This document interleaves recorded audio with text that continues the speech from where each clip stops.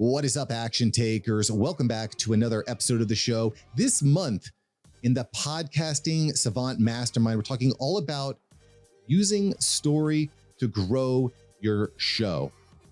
And this episode is not going to disappoint. I'm bringing on a friend of mine, Sean Garner. I've known Sean for about 5 years, and he's gone through some different evolutions. And I recently noticed that he was Storybrand certified by Donald Miller. I said, Sean, I got to get you on the show. In this episode, we're really going to talk about different ways, the importance of demonstrating authority, why expressing empathy is important. We're going to talk about applying a 3-step framework to your marketing and into your business, into your podcast. It's really, really important. We're talking about how to properly identify problems. We're talking about how to speak the language of your target audience. This show is bananas. You're definitely going to want to listen up. You might want to hit rewind a couple times. And anyway, sit back, relax, and enjoy as we are going to break down how you can grow your brand with stories. Let's grow those podcasts. Let's grow these businesses with story. It's powerful. Let's get into it. Yo, Sean, what up? What is going on, man? How are you? Brother, we are rocking and rolling. It's been a minute since we last connected on the first podcast I launched, the Awesome Dad Show. Really cool getting experience to go down to Miami, visit you and your family, and record. It's been a minute, though. How's life since then? A lot of changes. I was going to say, I think you actually even came over to our house, right? Like, and did we record there? I can't even remember. Or did we do it on? I don't remember how we did it. But I remember somehow we got connected because we got a family pic together and everything. But man, it's been a lot new developments since then. We actually moved from Miami. We moved it'll be 2 years ago this summer. We moved during the peak of COVID from downtown Miami back to God's country here of Tulsa, Oklahoma. And we love it here, man. This is where we're born and raised. And it is awesome to be close back to my family. Awesome to have space again. You know, we went from like a 1,200 square foot condo in downtown Miami to, you know, a house that's about 4 times that size and like a huge acre yard for the kids to play in. So it's good to be back home, man. Dude, that's so cool. And honestly, that space to play with your family is definitely underrated. I remember when I got a chance to meet you for the first time, I was very new to podcasting. And I remember rolling up to your beautiful apartment there in downtown Miami, going up the stairs, up the elevator. I'm like, I'm meeting this guy for the first time. He's a big deal. He's in men's health. He's crushing all these different fitness magazines and goals. And you say, hey, Mark, where do you want to record? And you said, we'll go up to the office space, which was a nice space overlooking, I think it was Biscayne Bay. Maybe I'm mistaken. But anyway, we go up to this beautiful office space and you pull out this huge cart full of sound equipment, all this audio equipment, soundboards and mics. And I was like, holy crap, what is all this stuff? And I was a little bit overwhelmed, but it's amazing how our journeys evolve and how we learn over time. And it's just an honor to get a chance to record with you once again. This is the same microphone. And I upgraded the fancy cart to a standing desk. Yeah. And you know what, Sean, I think that's a really important thing to point out. No matter where you're at in your podcasting journey, there's always room to improve. We're always learning new things. And speaking of that, this is the reason I wanted to bring you back on, because I noted that you are Storybrand certified by Donald Miller. And this month in the Podcast Mastermind, we're really focused and we're doing exercises and worksheets to help improve the quality of our stories. Last year, I read the book Storybrand by Donald Miller, and it really changed the way that I thought about marketing my podcast, marketing my products and my services. And I said, who better to bring on the show than Sean Garner, someone who's proven it, is executing it. And I just want to talk to you a little bit today about that process. So how has being a Storybrand expert and applying stories to your marketing impacted the way that you do business? Break it down. Yeah, so it's been, I would say, an ebb and flow journey. So I was actually introduced to his book when it first came out years ago, whenever we owned one of our gyms here in Oklahoma. My wife actually read it, and she story branded, and we'll talk about what that means later. She story branded our website, and it really just helped us to clearly communicate the problem we solve, who we were looking to help, and what made our gym stand out. Because a lot of times people think that, you know, they're super passionate about their product or their project or their service that they have, to where that's what they throw out there. And they think that sometimes the better version of that will win. And that's not always the case. It's the one that's able to communicate the problem they solve and relate to the customer and their story the most clearly. And so anyway, she did that for us. And, you know, me just being dumb, ignorant, and stubborn, she story branded the website, read the book. I was like, all right, that's kind of cool. Then kind of honestly just put it on the shelf for a few years. Then Donald Miller came out, and with his partner, JJ Peterson, they came out with another book called Marketing Made Simple, to where they take that story brand framework and they show you how to apply that into a full marketing funnel, as far as like the brand script, like a one-liner statement, wireframing out website, creating a lead generator, email campaigns that go out after that, and nurture sequences that they plugged into. And it honestly, like, during that book, I had also gone down like the Russell Brunson ClickFunnels rabbit hole and everything, and read all of his books, and I love him and everything that he has. And this, though, just made sense to me. I had seen it where it's just like, it was my light bulb moment. I was like, oh, well, this makes marketing really, really simple. That's why they probably called the book Marketing Made Simple. But I realized that the less I talked about myself and the more I started talking about the problems, issues that my customers and the people that more specifically I actually wanted to work with were dealing with, the more things would start to work. And then, you know, coming from, I guess you could say, like the fitness influencery world and everything, to where that's pretty much always all about look at me content, I realized that that is not the best way to do things, especially like with a lot of the people that I work with now with one of the fitness apps that I'm associated with. It's a lot of influencers, and the things that they did to grow their account is not the same things that guarantee success for a business. Because there's people with millions of followers, but they're struggling to make $500 a month because they haven't been able to make that switch that whenever you're going to selling a product, it's not about you anymore. It's about them and what problem do you solve for them. They expect you to be fit, especially in the fitness world, because you're posting pictures, working out in the gym all day. But how can you help, you know, the stay-at-home mom to finally achieve the fitness that she wants and everything? You have to talk about them, and you have to enter in the story that's going in their mind. And it's the only way that you do that is you make it about them and not about yourself. So Sean, you said something that I think is really profound and really important. A lot of times as influencers, as podcasters, we get caught up in talking about ourselves. And by talking about yourself, that may end up converting into followers who are interested in your story, but it might not necessarily lead to a sale or to a new client. You know, there's this kind of this balance that we strike between talking about ourselves, and we don't want to come off as an egomaniac, but we need to kind of express that we have some expertise or authority in a topic, right? But at the same time, we need to connect with our clients on a deeper level. So where do we fall in this story? Where's the right balance, Sean, between talking about ourselves and talking about our clients? So tell me, Sean, where is the right balance between talking about ourselves and talking about our listener? How do we implement that into a story? Where's the balance? Storytelling and with marketing is you have to make it about the other person. Everybody is searching, whether they realize it subconsciously or not, they're searching for solutions to problems. As you're scanning and scrolling through your feed, you are looking to see how this person, or looking for things that help you survive and thrive.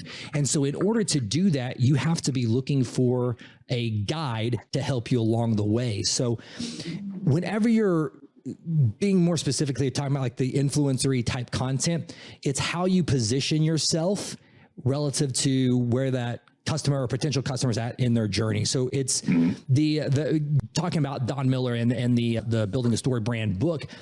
You want to position yourself as the guide to your customer's story, because your customer is the hero. It's not about you being the hero. It's about you being the guide. The example that he uses is a lot of things from popular movies like Star Wars. Whenever you are talking to your customers, you want to position yourself as the guide, like an Obi-Wan Kenobi versus trying to be the Luke Skywalker, because the customer in their own mind, they want to be the hero of their own story, and they're looking for a guide that's helping them to solve these problems that they're dealing with, or things that will help them survive and thrive. So how you do that by the content that you create to position yourself as a guide and not a hero is you have to do two things. You have to demonstrate authority and express empathy. Your content has to do those two things, because if not, you're going to look and appear like a hero and not a guide. So demonstrate authority and express empathy. What that means is, one, you need to be able to show people that you can get results for them and help them solve this problem because you've done it for other people. That's a great way to demonstrate authority. So it's with you, Marcus, specifically with the podcasting, it's all the testimonials that are on your website that, yeah, it's one thing if Mark can go out there and launch his own podcast, but man, would that really work for, a busy dad like myself? Like, that's what they're thinking. Or, man, maybe I'm not as great of a communicator as Mark. So will that really work for somebody like me? And so how you demonstrate that authority is sharing those success stories and those testimonials from the people that you've worked with before. Or another way you can demonstrate authority could be, brands that you've worked with. It could be, if you especially like somebody, like for my wife, for example, she has an online functional medical practice. There's a lot of people that say they're doing like online health and wellness, but they're personal trainers. Well, my wife has her master's degree in nursing. So how she can demonstrate authority is with credentials that she may have. But you have to be able to show that because you're a proven source. In the online world, Mark, everybody thinks at least that they're an expert. And it's really easy to like fake that you're an expert, but you have to be able to demonstrate that authority and it be legitimate in order to help position the guide for that first thing. The second part of that is demonstrate empathy. So not only do you have to be an authoritative source, but you also have to show that you're relatable. Mark, I'm sure that you probably see this a lot with your clients. They probably just assume that, man, you're a super smart tech guy, so you know how to connect everything up. You're very well spoken, so you never had to struggle with public speaking and putting yourself out there. You're probably like really outgoing person, so just doing a podcast, it seems natural to you. Like, they don't understand the journey that it's been. That's why it is so important to tell stories, and you have to demonstrate that empathy to show I understand what it's like to be where you were at and telling your story. So a lot of, I would say, where most people miss the mark on this is they'll overdo the authority part and they forget to tell the story that demonstrates the empathy that shows them the journey they came on. We like to, on social media, just show the highlight reels all the time. So consumers or potential consumers or potential clients see that content and they think, oh, this person's always had it together, or man, there's no way they could relate or help somebody like me. And as we're showing this, content of the more influencer lifestyle-y stuff, it shouldn't be how awesome your life. We need to spend a lot more time showing the journey of where we came so we can connect with them and position ourselves as the guide. So then they want to look to hire us or work with us or be associated with us. So we're not trying to be the hero that's stealing their story from them. So this is such an important topic, the balance between demonstrating authority versus showing empathy. And it's something I think about a lot, and I think this is something that a lot of podcasters and social media experts get wrong, in that we're just posting up little clips of our video episodes or of our podcast or waveforms or little memes. And what it ends up looking like is just a bunch of postcards, a bunch of advertisements, and nobody likes that. Nobody wants to be sold to.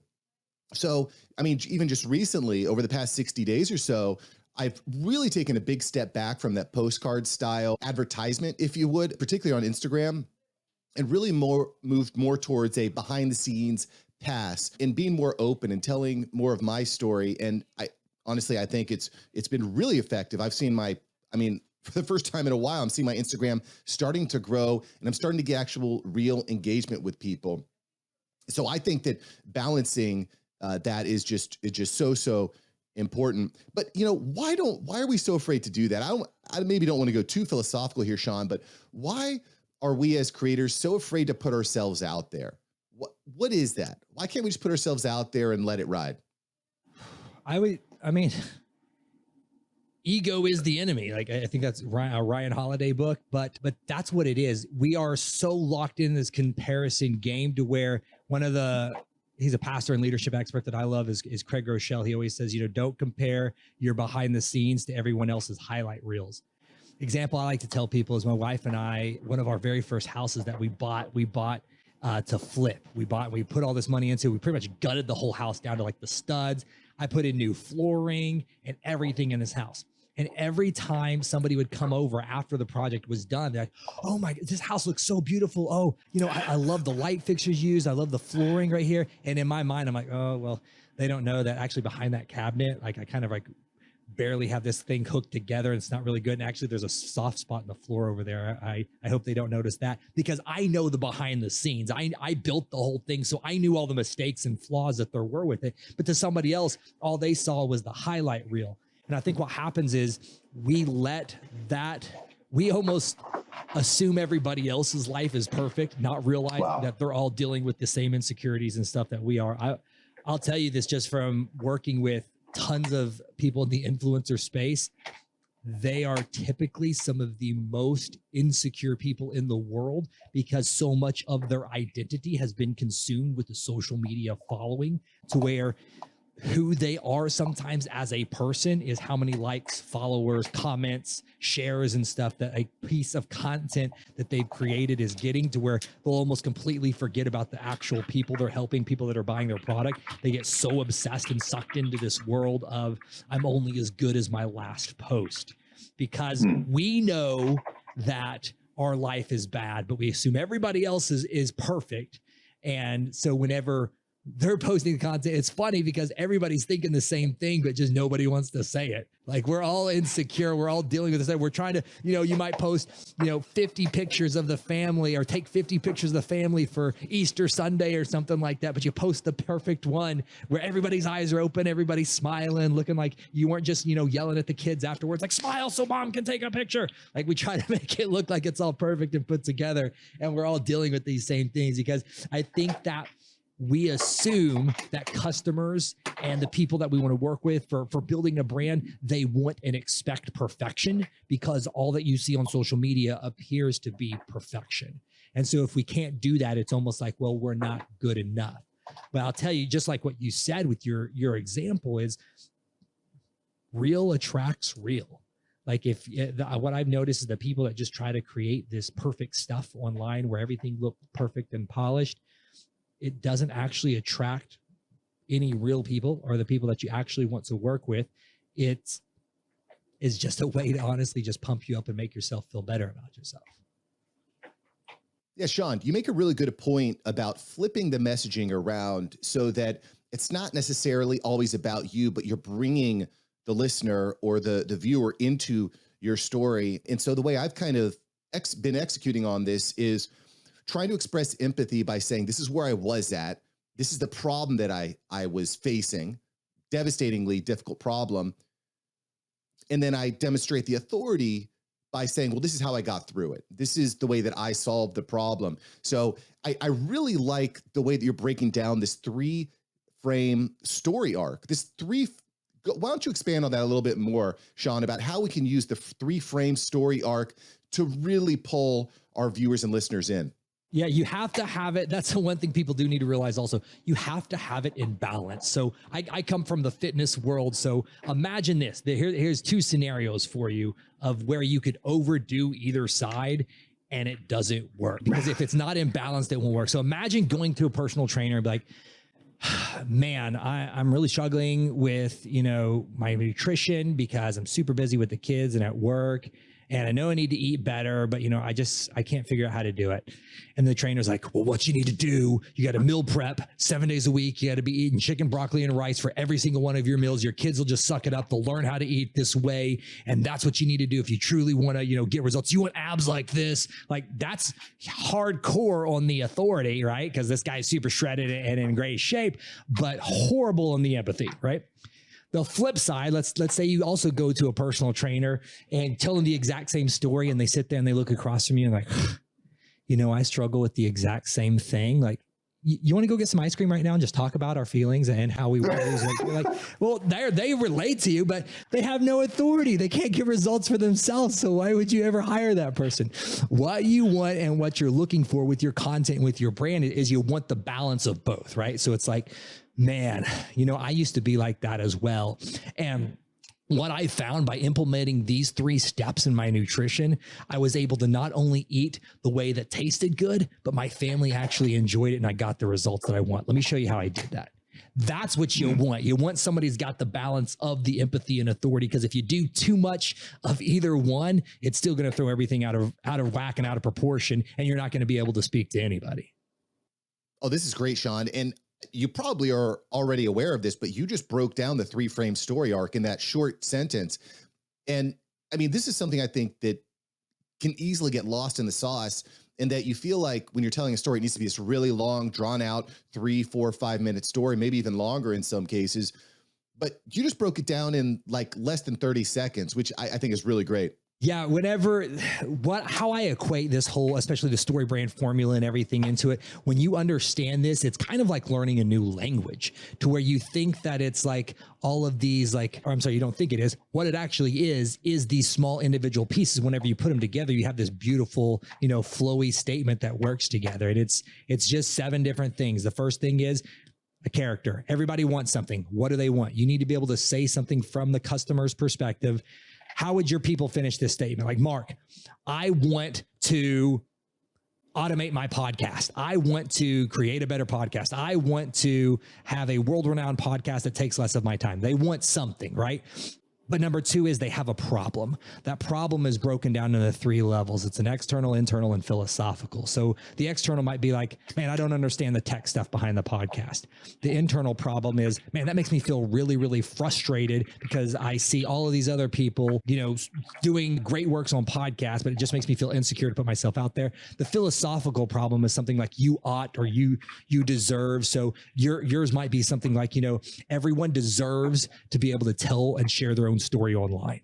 And that's like the philosophical problem that you're really helping people to solve. And then you position yourself as a guide. Hi, I'm Mark. And you demonstrate your empathy and authority. And then once you've done that, they're like, yes, that's my guy. And then you have to show them exactly what to do. Here's my 3 steps, like I just used with the personal trainer example of what I've done or what I do with clients or how you can work with me or how I get results. But then they're not going to do anything, Mark, unless you call them to action. You say, okay, so here's the 3 steps to get started. First thing you need to do is book your call or schedule your assessment or whatever your call to action is. And then the last 2 parts of it is because you have to remind them of what happens if they don't take action. Because if you don't schedule your call, you're going to continue to be frustrated. You're not going to be able to sharing the stories that ultimately, are going to influence and impact the world that you want, or the people in the world that you're called to serve. And then the 7th thing is ends in success, which is your happily ever after.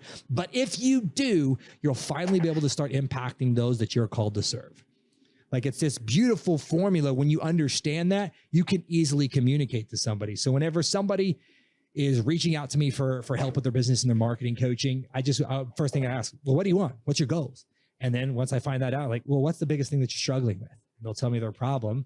Then I show empathy and authority, and I'll share some type of success story or testimonial from somebody that I've worked with in the past. Then I give them the 3-step plan of how we get them results, tell them the call to action, because if not, it's not going to get better on their own. But if you do, here's your happily ever after.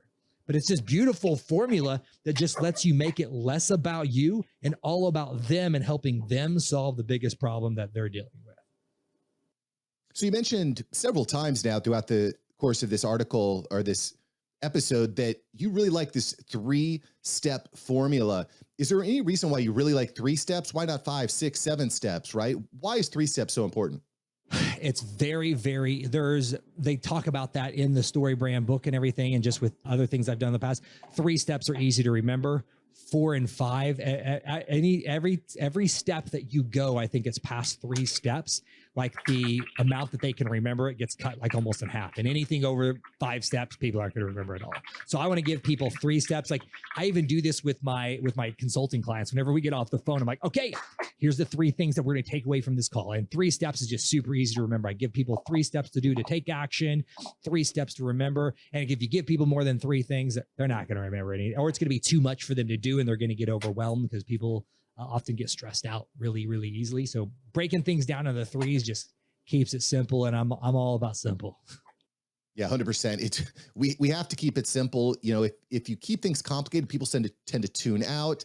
And I mean, we've been learning this for years. KISS, keep it simple, stupid. I would say this: if you can't break down what you do or how you're going to help people or get results for them or whatever it is you want people to do within 3 steps, you probably don't know it well enough or aren't an expert enough in it that you should be doing it, charging for it, selling about it, or talking about it. If you look at the most successful people, they take these very complicated things and they break them down into simple processes. If you're not able to condense what you do down into 3 simple steps, maybe you're not an expert. We need to spend more time on your actual craft. Very interesting, Sean. Very, very interesting. And this is something I've been thinking about, is commoditizing what we do, right? So what I mean by that is actually putting a label on a particular process or service that you provide, right? So maybe it's the Savant podcast guide or something like that, or the relaunch kit is something that I offer. I offer launch and relaunch kits for clients.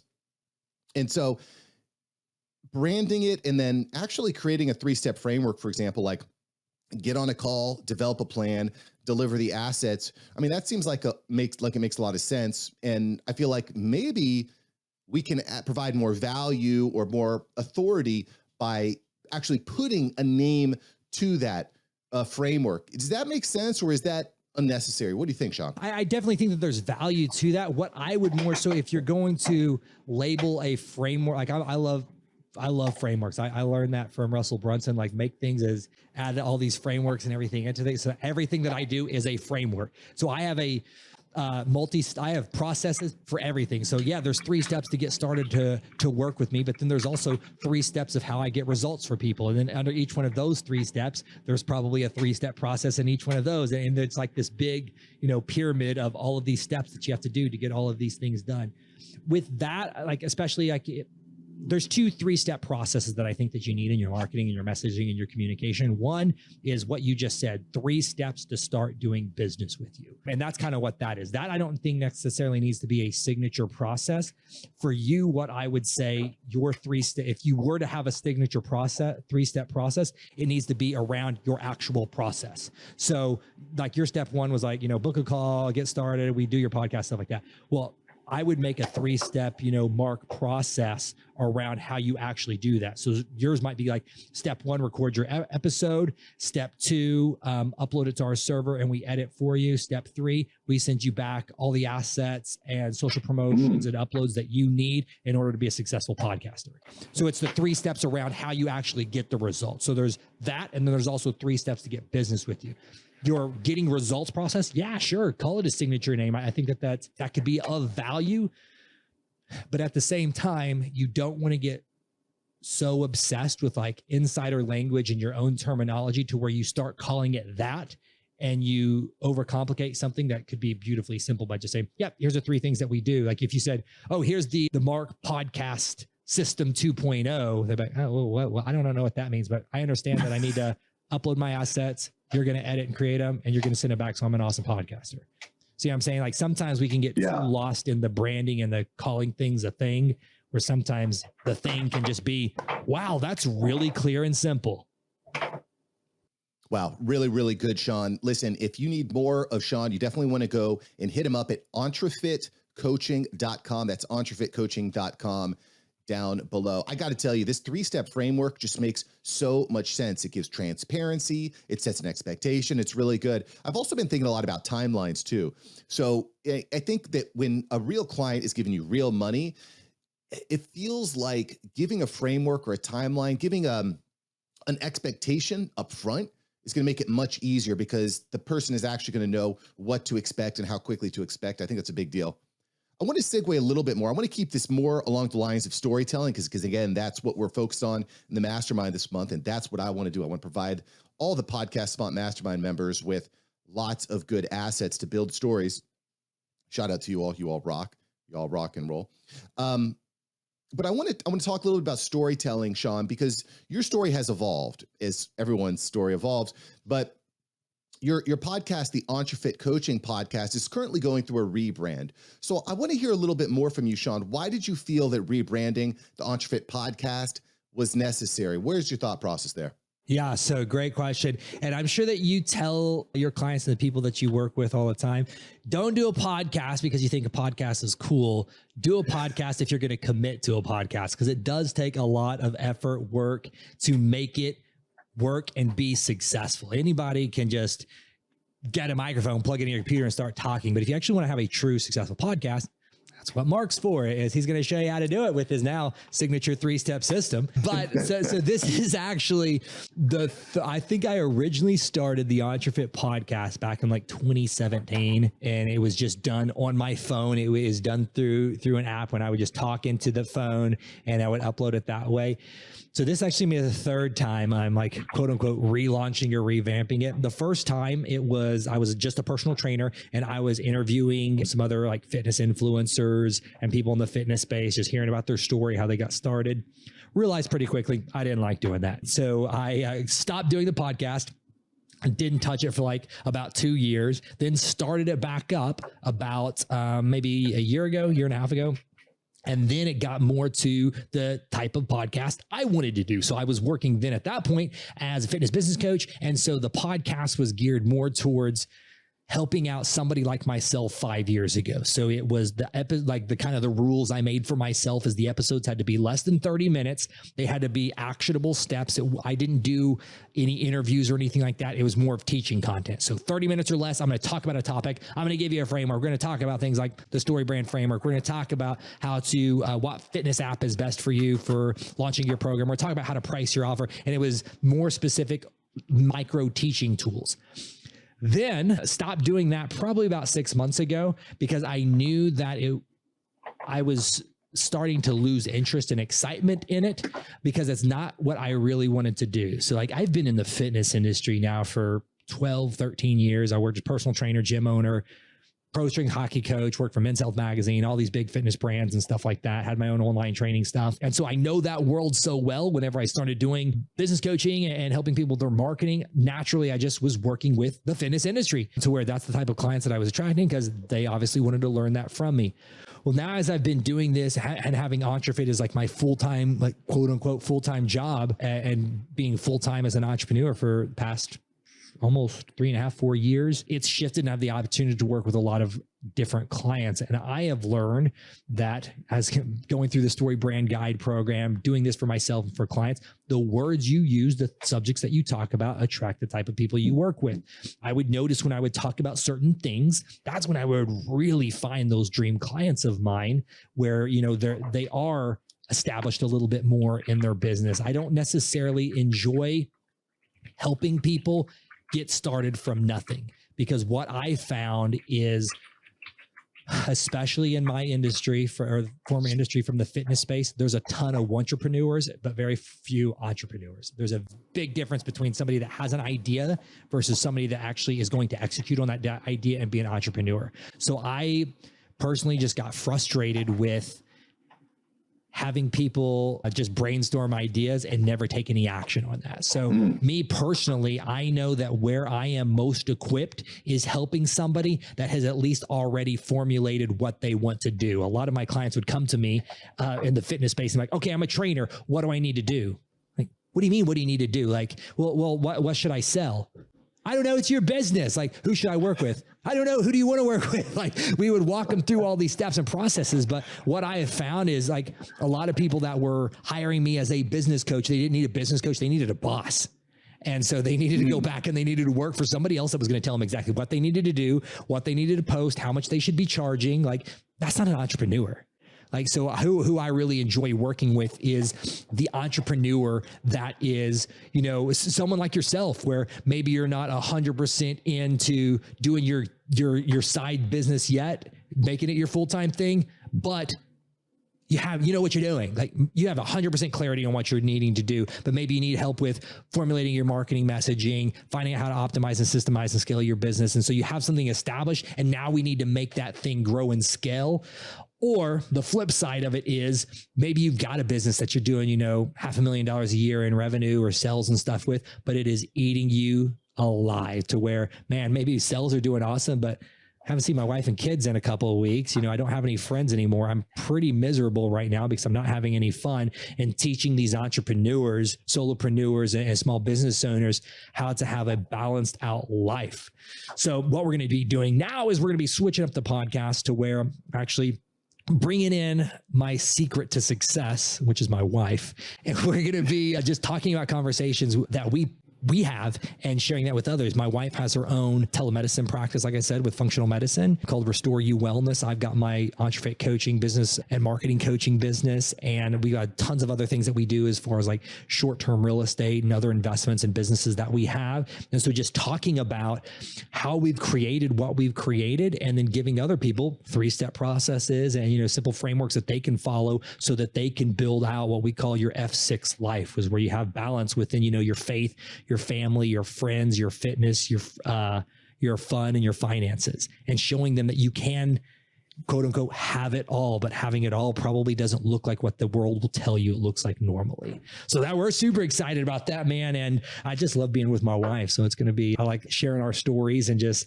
hopefully getting to inspire and impact other entrepreneurs, solopreneurs, and small business owners to living out their dream life. I really love this messaging, Sean. It's so good. It's such a blessing to be able to wake up each day, do something you love, and spend time with those that you love and care about. It's just such a blessing. And, priorities change over time. Your priorities have to change. It's inevitable. And, it brings me back to when we first spoke on the Awesome Dad Show. I'll put a link below so you can listen to that. It was a great episode way back in the day, but nobody was paying me.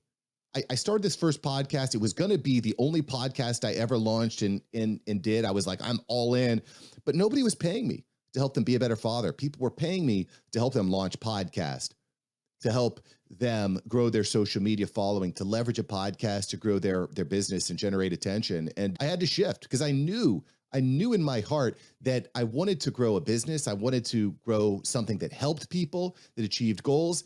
And the podcasting business is really gotten there. I love this 6F rule. It makes a lot of sense to me, Sean.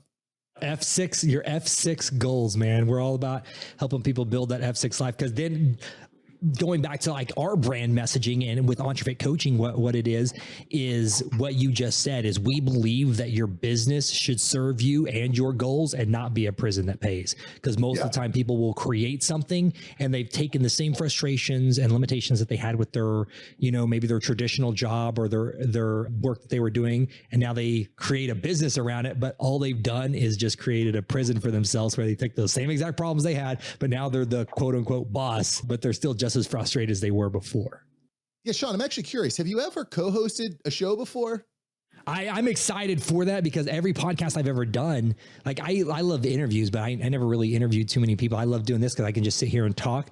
I've never co-hosted. It's just me having to talk. And that's like awkward sometimes. Like I want somebody to talk to, and my wife, like that's what we do. Her desk is literally right across from mine. So I get to stare at the beautiful woman all day, but like us being able to share these stories and stuff, I'm excited about that, but I have no idea how it's going to go. Yeah, no, it's an interesting dynamic. I recently launched a show called NFTs Made Simple, another podcast with a co-host. And it's interesting when you're getting a chance to actually host a show with someone, there's an interesting dynamic between it. Is it your turn to talk? Is it my turn to talk? And you kind of go through this feeling out period. So I don't know, it's kind of an interesting dynamic. I would say one pro we probably have going into that is we've been married now almost 17 years, so we can read each other pretty well. Yeah, I'm sure you can. And you know what, Dragon, I love you. I love our show, The NFTs Made Simple, but we're certainly not married, at least not yet. But all joking aside, Sean, it's always a pleasure to talk to you. Great information as always. You truly bring the heat. And I tell you what, I just want to challenge everyone out there, all the listeners, think about this 3-step framework. Apply it. I think this 3-step framework is really, really good. It's easy to get in our own heads and make things more complicated than that they need to be. So apply this 3-step framework. See how that does for you. And, applying the stories, adjusting our messaging. As I walk away from this episode, I always try to bring takeaways, but that's it. The 3-step framework and adjusting messaging. Your messaging has to evolve. And Sean, I'm also curious, how has adjusting your messaging really changed something in a really practical, tangible way? Give me an example. Very, very similar. Like if you look at, I mean, nobody can see it now, but if you look at my website now versus what it looked like several years ago, the words that you choose are very, very important and impactful because it will very much attract the people that you want to serve if done correctly. You can do, like, especially like, let's just go back to social media. You can do certain things online that get lots of likes, but it doesn't transition to lots of customers. And, if we're trying to be entrepreneurs, which that's what this show is about, guess what? Like, I can't feed my wife and kids off of likes and followers. I have to make money. That's why we do these things. And so in order for me to make money, I have to make sure that I'm speaking and attracting and the people that I want to serve. And that means I'm solving a real problem. The most impactful thing that I think that anybody could do is talk more about the problems that you solve and how awesome that you think that you are, how great your product is and all the benefits and features and stuff like that. Talk about the problems you solve. Whenever you're talking about those problems that you solve, if you can dig down into the internal problem of how that makes the customer feels, you're going to connect with them like nobody else. If you can take that a step further and drill down into the philosophical problem of just why that is morally wrong, you will have super fans for life. And being able to truly clarify that message is probably the most impactful thing that you could do as an entrepreneur or business owner, is get your messaging so crystal clear that not only do you know the problems that you solve, but you know how that's impacting your customers on a deep philosophical level to where you have these super fan customers for life. Because another last quote would be that if you are able to describe your customer's problem greater than them, they're automatically going to assume that you are the guide and the expert that's needed in order to give them the solution. So the better you articulate those, the more clearly you use their own language, the more successful that you're going to be. Well, Sean said it, and I agree with it. And just keep in mind that your messaging is not going to be spot on at first. When you first start your show and your program, you're going to have to make hypotheses. You're going to have to make estimates, but you're also going to need to readjust as you get a better feel for what your audience wants. Yes. And the last thing on that is a quote I say all the time to my clients: done is better than perfect.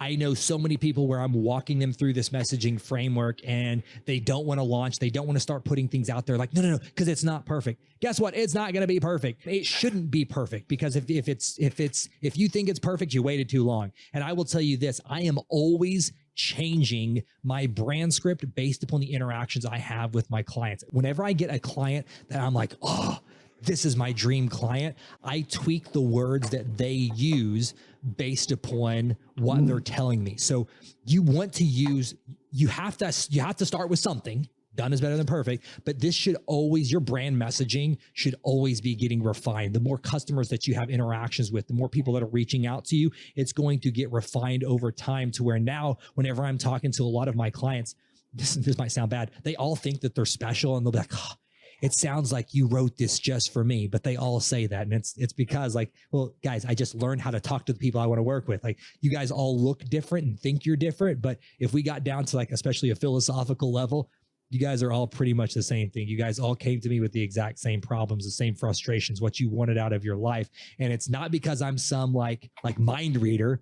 I just was able to get really, really clear over time with the people that I want to work with. And it just continues to refine, just like we just talked about relaunching the podcast and everything, is just your messaging refines as you get better, as you get more skill sets, as you get more clarity on what you actually enjoy doing. Because remember, your business should serve you and your goals, not be a prison that pays. So if you're doing things just for a cash grab, I understand that whenever you're starting off and everything, that you might not work with all of your dream clients, but as your business grows, you should definitely be getting more selective and only doing the things that you enjoy doing with your business.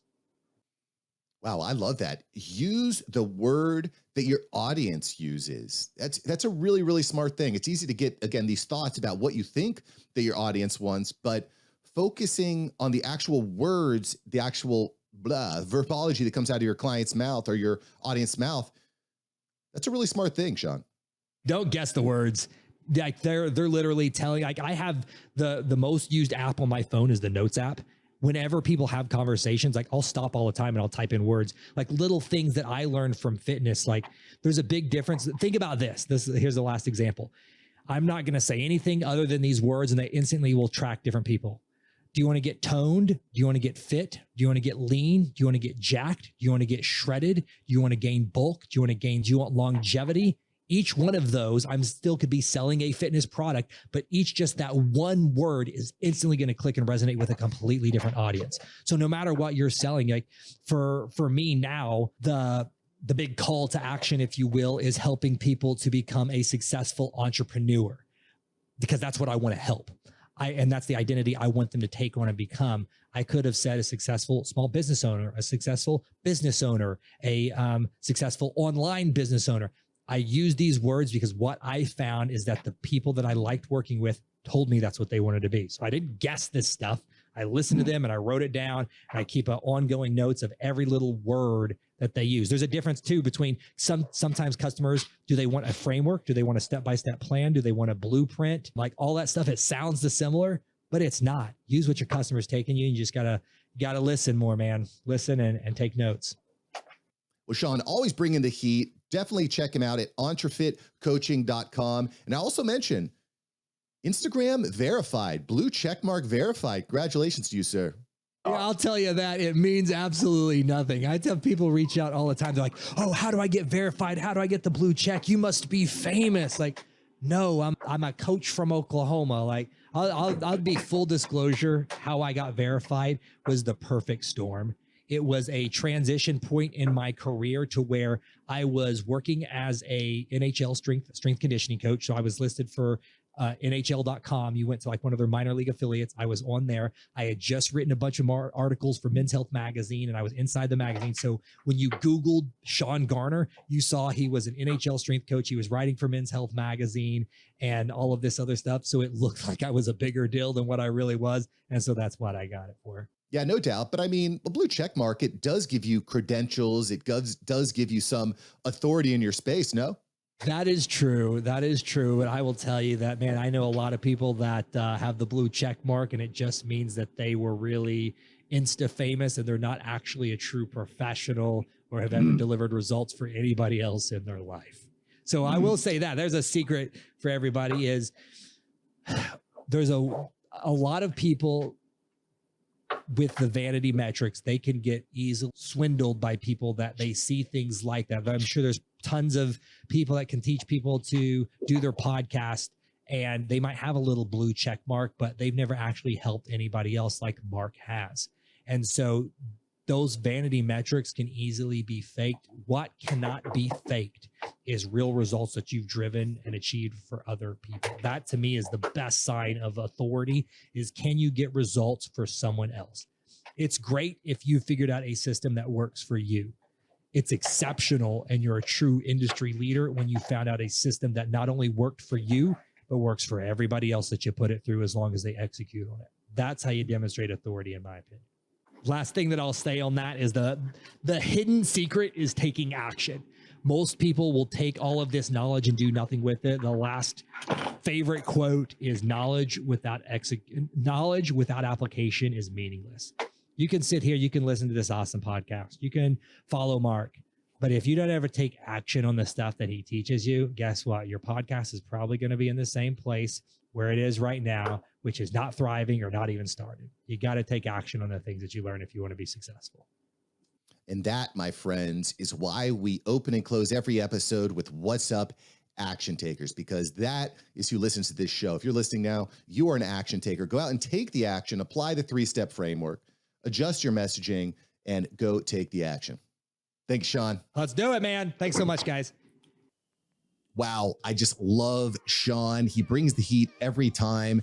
And if you're struggling to grow your podcast and your business, it's not really working, you probably need some support. You probably need some training. I've got a great program, $25 a month.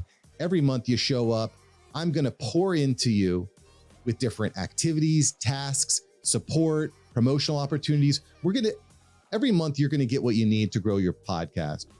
You don't have to take random tips from random podcasters and random YouTubers at random times. You show up each month, an hour a month, you're going to do the work, and your podcast is going to grow. That's what I want for you. You don't want a failing podcast. You want to succeed. So what I want you to do is click the link below, You're going to join the group. We're going to give tasks every month to complete, and your show is going to grow. It's that simple. 25 bucks. All right. I'll see you in the group. And in the meantime, keep taking action. I'll see you next time. Peace.